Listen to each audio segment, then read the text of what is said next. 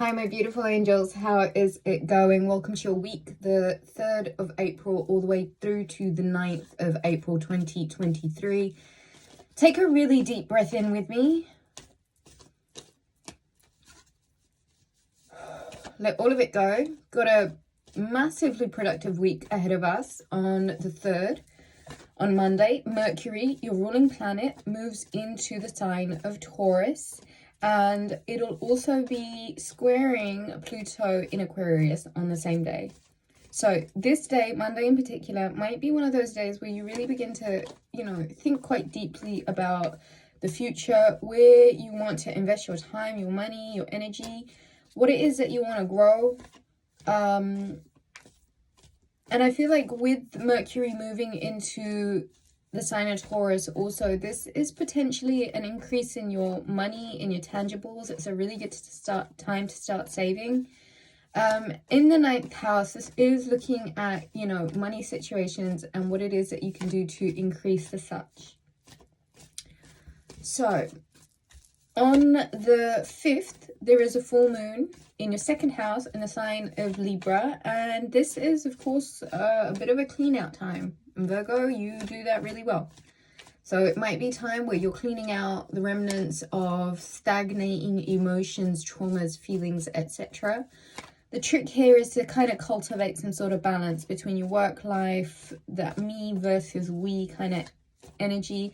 I do feel like you're closing out some sort of financial chapter, and with Mercury going into Taurus, where it does seem like there will be an increase in finances, if you're closing out a chapter where money hadn't been so good, I think you can really begin to look forward to the opposite of that.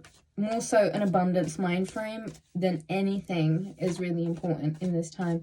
On the 10th, Venus is entering Gemini, and this is really quite a nice aspect because it's focusing really heavily on taking a linguistic approach to love, right? It's all about beauty and confidence and love, but use your words, okay? Flirt, be lighthearted, a little bit of fun never did anyone any harm. For Monday's energy, that is your card, the Hermit. Virgo.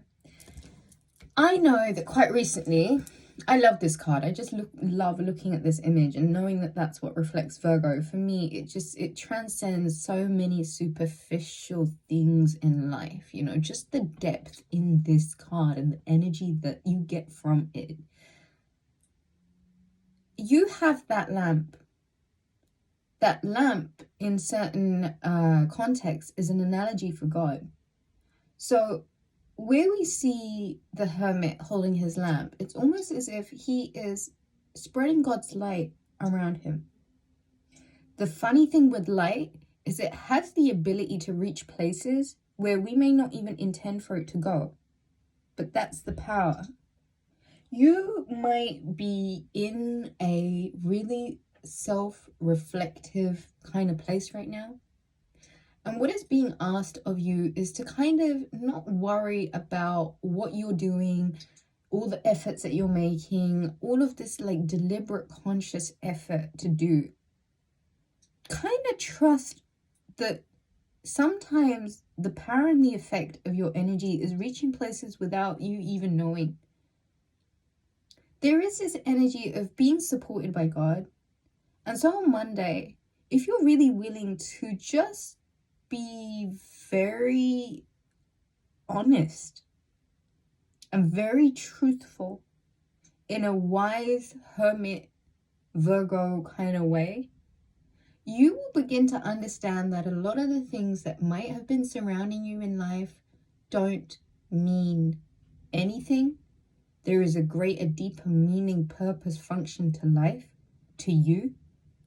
And if you're really willing to be honest about how much you may have let the matrix override your own consciousness and let it pull you and suck you into a pit of God knows what darkness, that's not for you.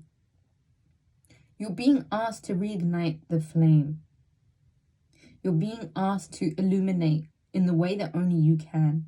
You're being asked to use your wisdom, use your power, use that Virgo Hermit know-how that other people are not privy to. And let's be really honest, a lot of people are very jealous of Virgo because, frankly speaking, not a lot of people can do it like Virgo. So if you have found yourself being a bit of a target for unnecessary stuff, this is your invitation to really begin to understand that a lot of that is just illusion. It's not real. It means nothing. And the more you're willing to turn your own light all the way on and go deep within, which a lot of people are quite reluctant to do for the most part, if you're willing to take that, if you're really willing to get out of this superficial bubble of just bullshit, you'll find, Virgo, that you are the answer. You're the answer. And on Monday, on the 3rd of April, when Mercury, your ruling planet, goes into the sign of Taurus in your 9th house, realign with your truth. The truth of who you are. 10555 when I said that. For Tuesday's energy, the 4th of April, that's the Knight of Pentacles. I feel as if there is a offer that's being made to you. I feel like there is a potential of something that you can consider quite substantial to bring into your life a form of abundance, a form of monetary gain, a form of security and stability. For Tuesday, the advice is move steady, move slow. You're not in a rush. But make sure you've covered all your bases and make sure you've covered your ground. For Wednesday's energy, on the full moon, as Mercury in Taurus is sextiling Saturn in Pisces, and the full moon is in Libra. This is the Temperance card of Sagittarius. And so for this full moon, Virgo, you are definitely being asked to transmute, to moderate, to look at your own personal economy, to see what it is that needs transmuting. What is it, Virgo, that needs transmuting from one state to the next? What is it that you have the power to change? What is it that you need to alchemize right now? And what is it that you can do to utilize all of the things that you have to be able to really disconnect from everything that's fake, everything that doesn't really mean anything, everything that you know is holding you in a place that you don't need to be held in anymore?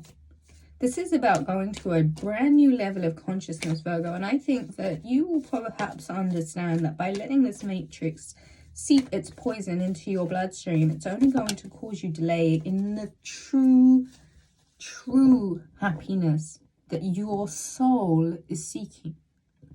For Thursday's energy, that's the 8 of Cups.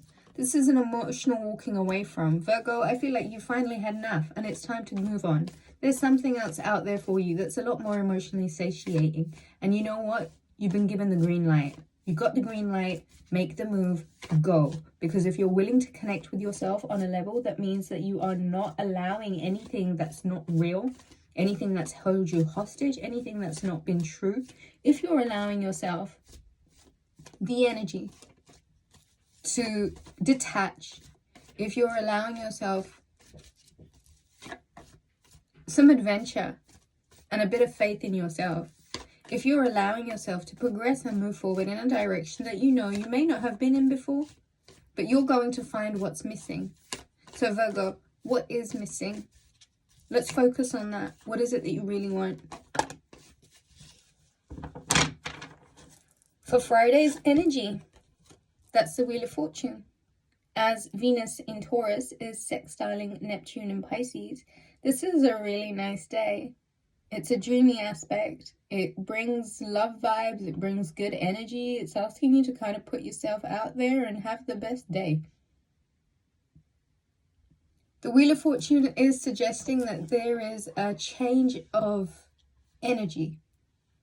There is a change in your energy. There's a change in the winds. Things are about to get really lucky. That lucky streak, Virgo. The winning formula. Whatever you know that you have to move on from, whatever you know that you have to go and find, the real thing that's missing is allowing you the opportunity to win in a really fortunate way. So, trust the elements. Go with what feels good.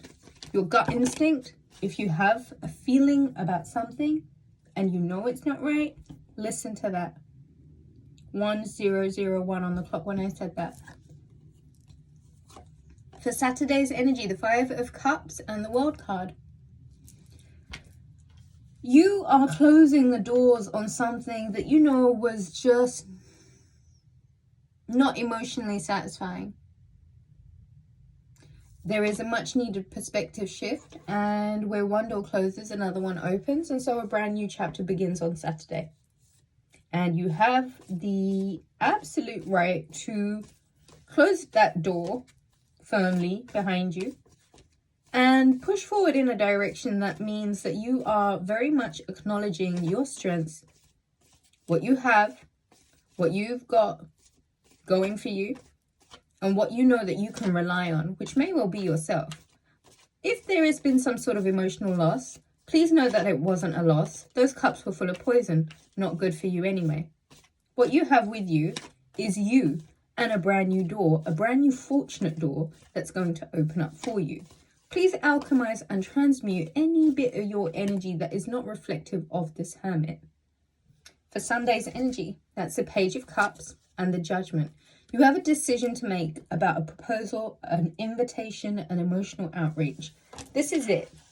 It's now or never. Make your decision. Bottom of the deck, who is it? Of course, it's the Empress. There you are. You're stepping into a phase of your life, and this week is going to very expressively show you your natural abundance, your ability to co-create, your power, and the ability that you have to make decisions about your energy, what you're doing with your time, how much of that is external influence deliberately designed to make you focus on what really wasn't good for you anyway. But the decision that you have to make about an invitation, a proposal, is kind of imminent. And if you're really willing to make a decision from that cold, detached, grounded, wise Hermit, you will find that when you're prompted in new directions, they'll be fortunate. And when you're forced to close a door, the lucky ones will open.